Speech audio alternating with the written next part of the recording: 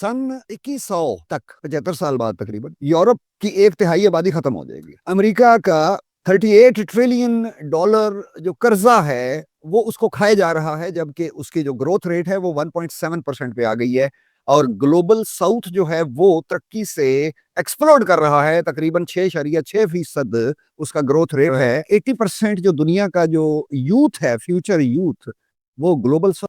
India Pakistan लड़ाई खतरात हैं, बहुत खतरात हैं, लेकिन मैनेजेबल हैं ये चीजें। कंप्लीटली मैन्युफैक्चर्ड है ये सारा सारा कुछ। ये 30 दिनों में हल हो सकता है, बशर्ते के कोई कहीं नेक नियति। Here's what they are not telling you. Population पे पहले बात कर लेते हैं। यूरोप मर रहा है। फर्टिलिटी रेट जो है वो 1.38 1.38 बच्चा फी खातून। हर साल 1.26 मिलियन, तकरीबन 12,60,000 यूरोपियन ज्यादा मरते हैं उस पैदा होने वालों के मुकाबले में। इटली की 2050 से पहले आबादी 12.5% कम हो जाएगी, और बल्गारिया की जो आबादी है वो 21% कम हो जाएगी, जब अगर कोई वहां पे माइग्रेशन नहीं होती को बड़े लेवल पे।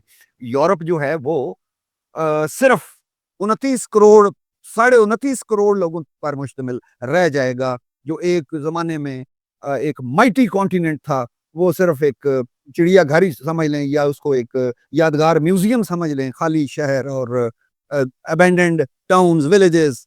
ये फोटो आती हैं कभी कभी सोशल मीडिया पे, आपने भी देखी होंगी, मैंने भी देखी। इकोनॉमिक हालात क्या हैं कि ये जो अमेरिका की ग्रोथ रेट है वो 2.8% से नीचे आ गई 2025 में 1.7% पे। अमेरिका जो है वो अपने कर्जे की अदायगी वापसी पर 1.2 ट्रिलियन डॉलर्स खर्च करता है, जो कि उसके डिफेंस बजट से ज्यादा है। यूरोप की जो है ग्रोथ रेट 0.9%। जर्मनी जो है, जो किसी जमाने में यूरोप का जो तरक्की का इंजन होता था, वो सिर्फ उसकी ग्रोथ रेट है 0.2%।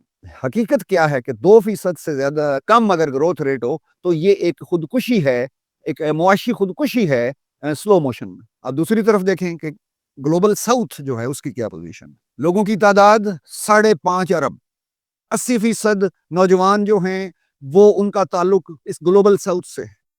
साउथ एशिया का ग्रोथ रेट 6.6%, इंडिया का 7% से ज्यादा। हमारा तो खैर अभी इसका जिक्र ना करें तो बेहतर है, कागजों में कुछ और है और हकीकत में खैर ये मसाइल जो हैं ये जरा मुख्तलिफ किस्म के। अफ्रीका जो है वो सन 2100 तक 2.5 अरब लोग ऐड कर देगा। चाइना जो है वो सुपीरियर टेक्नोलॉजी वो डिलीवर कर रहा है। पाकिस्तान के अंदर एक पाकिस्तानियों के अंदर एक स्पिरिट है, जज्बा है। अब उसको अगर हालात और वक्त बेहतर हो जाए तो पाकिस्तानी क्या दुनिया में नहीं कर सकते। इंडियन जो है उनका एक ऑर्गेनाइजेशनल डिसिप्लिन है। इंडियन मशहूर है इस मामले में। बांग्लादेशी जो है उनके अंदर रेजिलियंस है, उनके अंदर लचक है, हालात से एडजस्टमेंट करने की सलाहियत है। रशिया जो है उसके पास वसी अरीज रकबे हैं।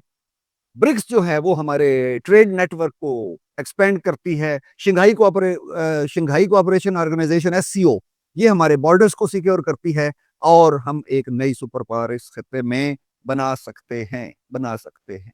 अब आ जाए ये जो मैन्युफैक्चर्ड एक तनाज़ा पाकिस्तान और इंडिया का है। बस सच क्या है? सच ये है कि पाकिस्तानी और इंडियन जो है एक DNA है। 99.9% सेम DNA। ये साइंसी तहकीक से साबित शुदा बात है। करतारपुर में कॉरिडोर, वहां पे 1 मिलियन सिख आता है, कोई लड़ाई नहीं। केरला की बात की थी कुछ दिन पहले। केरला में चूंकि तालीम 96% लिटरेसी रेट है, वहां कोई तनाजा नहीं हिंदू मुस्लिम का या कोई और नहीं। इसके अलावा बेशुमार मिसालें हैं। गल्फ कंट्रीज में, अरब मुल्कों में बेशुमार पाकिस्तानी इंडियन बैठे हुए हैं, बांग्लादेशी, वहां तो कोई तनाजा नहीं है, वहां तो सारे अपना अपना काम कर रहे हैं। तो ये यहाँ पे क्या इनको मसला बना हुआ है, इसके पीछे बात जो है वो समझने वाली है, और हमें समझने की कोशिश भी करनी चाहिए। अगर नहीं समझ तो कोशिश करनी चाहिए। सिर्फ खाली नारेबाजी जो है वो काफी हो गई है 77 ईयर्स में। नहीं छोड़ेंगे, मार देंगे, और ये रंग बिरंगी वीडियोस इधर से भी उधर से भी। तो कोई हकायक कुछ और है, और हमारा पोटेंशियल जो है वो हमें कहाँ लेके जा सकता है। लेकिन अनफॉर्चुनेटली हम अभी तक सिर्फ उसी चक्कर में हैं कि बस मार देंगे। हकीकत क्या है, जरा जरा तहकीक करके देख लें। 10 अरब डॉलर जो हैं वो हम डिफेंस स्पेंडिंग से हम अपनी बचत कर सकते हैं। और आप इमेजिन करें कि अगर ये रकम स्कूलों पे, अस्पतालों पे, इंफ्रास्ट्रक्चर पे अगर खर्च हो तो हम क्या नहीं कर सकते। ये पाकिस्तान इंडिया मिलके, पाकिस्तान भी लगा हुआ है, इंडिया भी लगा हुआ, ये पूरा ब्लॉक जो है, अगर ये इसमें ایک تجارت اور ایک مفاہمت چل پڑے تو یہ ایک دنیا کا ایک بہت ہی طاقتور بلاک جو ہے یہ بن کے آ سکتا ہے۔ ہماری تقسیم سے فائدہ کون اٹھاتا ہے؟ ہم نہیں، ہمارے بچے نہیں، ہماری معیشتیں نہیں، فائدہ اٹھانے والے کوئی اور ہیں، اور باہر کے ایجنڈے پہ ناچنے والے جو ہیں وہ ہمارے اندر ہی کہیں بیٹھے ہوئے ہیں۔ اگر افریقن گروتھ ہے، چائنیز ٹیکنالوجی ہے، رشیا کا وسیع و عریض ریسورسز ہیں، ہم پورا ایک دنیا کا ایک نیا ورلڈ آرڈر قائم کر سکتے ہیں۔ وہ چاہتے ہیں کہ یہ لڑتے رہیں، مرتے رہیں، کیونکہ ان کو پتہ ہے کہ اگر ہمارا کہیں اتحاد ہو گیا، ہم اگر کہیں اپنے اختلافات کو ریزالو کر کے بیٹھ گئے اپنی ریاستوں میں، تو پھر ان کا جو انجام ہے، ان کا خاتمہ وہ بہت زیادہ نزدیک آ جائے گا۔ آج آپ دیکھیں کہ چند ایک چھوٹے چھوٹے ان کی پروکسی ممالک جو ہیں، ریاستیں جو ہیں، وہ پوری دنیا کو انہوں نے آگے لگایا ہوا ہے اور ساری دنیا ان کے آگے سرنڈر کر کے بیٹھی ہوئی ہے۔ تو اب اس معاملے کو حل کرنا ہے، ہم نے اپنے شعور سے، اپنی آگہی سے اس پہ مفصل بات پھر انشاءاللہ کسی وقت کریں گے۔ اور گلوبل ساؤتھ کی بات جو ہے، اس میں اگرچہ افریقہ بھی، لیٹن امریکن ملک بھی شامل ہیں، لیکن ایٹ لیسٹ اپنے ریجن کی تو بات کر لیں نا، جس میں رشیا ہے، چائنا ہے، انڈیا ہے، پاکستان ہے، بنگلہ دیش ہے، تو اپنے افغانستان ہے، ایران ہے، تو ہم اپنے معاملات کو اگر بہتر کر لیں تو دنیا کی سپر پاور جو ہے یہ ریجن ہوگا، اور باقی ساری دنیا اپنی نوکریاں ڈھونڈنے یہاں آیا کرے گی۔ لیکن اب حالات جو ہیں وہ ذرا ہمیں یہ شاید سمجھنے میں دیر ہو رہی ہے۔ آپ کے وقت کا شکریہ، کمنٹ ضرور کریں اور اپنی رائے ضرور۔ Thank you.